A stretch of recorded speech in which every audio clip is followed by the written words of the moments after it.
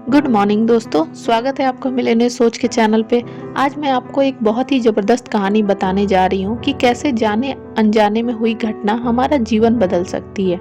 तो चलिए इस कहानी को शुरू करते हैं। एक बार की बात है, एक गुरु और शिष्य जंगल के रास्ते से कहीं जा रहे थे। तो रास्ते में शाम होने लगी और उनको पानी की प्यास लगी। तो पास में ही एक गांव आया और जैसे ही वह गांव में पहुंचे तो देखा कि एक झोपड़ी थी। वो झोपड़ी की तरफ गए और उन्होंने आवाज लगाई। तभी एक आदमी और उनकी पत्नी साथ ही साथ में उनके 3 बच्चे भी आए जो कि फटे पुराने कपड़े पहने हुए थे। गुरु यह सब दृश्य देख रहे थे कि इतना बड़ा खेत है और इन्होंने फसल इसमें नहीं लगाई हुई है। तो गुरु ने सबसे पहले तो पानी के लिए आग्रह किया कि हमें पानी मिल सकता है। तो उन्होंने गुरु और शिष्यों को पानी पिलाया। अचानक गुरु ने कहा कि अगर आप इसमें खेती नहीं करते तो फिर अपना जीवन यापन किस तरीके से चलाते हैं। तो उस आदमी ने कहा कि हमारे पास एक भैंस है और इस भैंस का दूध बेचकर पैसे कमाते हैं और इसी से हम आजीविका चलाते हैं। गुरु ने उनकी इस बात को ध्यानपूर्वक सुना और उनके बीच में कुछ देर तक बातचीत हुई, लेकिन अंधेरा हो चुका था। तो उन्होंने यह निर्णय लिया कि आज की रात हम यहीं रुकेंगे। तो लगभग मध्य रात्रि के करीब गुरु ने शिष्य से कहा कि हमें इस भैंस को ले जाना होगा और इस भैंस को ले जाकर कहीं जंगल में छोड़ना होगा। तो शिष्य ने कहा कि इस तरीके के गलत काम भला मैं कैसे कर सकता हूँ। अगर मैं इस भैंस को लेकर जाऊंगा तो यह आदमी बाद में अपना जीवन यापन कैसे करेगा। लेकिन यह गुरु का आदेश था तो उसको करना पड़ा। वह अपने गुरु के साथ चला गया और आधी रात को गुरु और शिष्य निकल लिए, लेकिन भैंस को भी अपने साथ ले आए और बहुत दूर छोड़ दिया ताकि वह भैंस वापस अपने गांव ना जा सके। तकरीबन 10 साल के बाद जब वह शिष्य भी गुरु बन चुका था और दीक्षा लेने के काम भी करने लग गया था, तो उसने सोचा कि 10 साल पहले मुझसे जो गलती हुई थी, क्यों ना मैं आज उस गलती को सुधार लूं और मुझे उस आदमी के पास जाना चाहिए।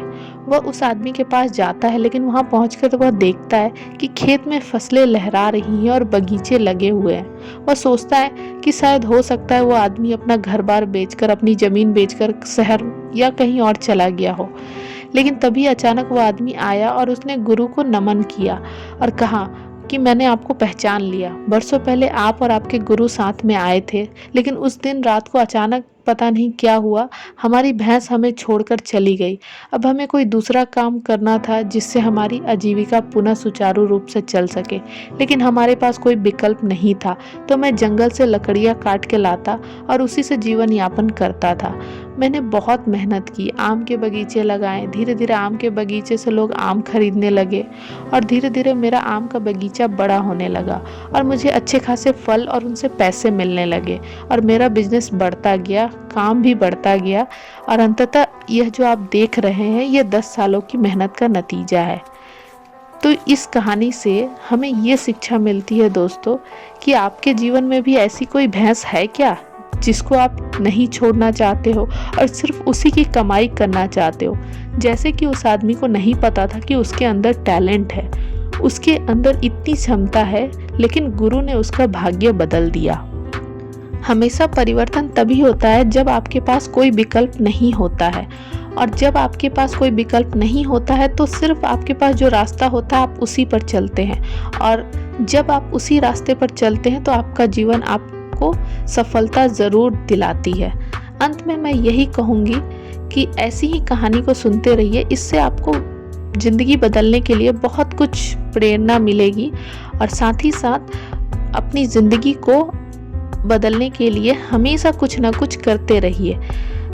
आपका इतना समय देने के लिए दिल से आपका शुक्रिया। बहुत जल्दी हम एक नई स्टोरी के साथ मिलेंगे, तब तक के लिए धन्यवाद।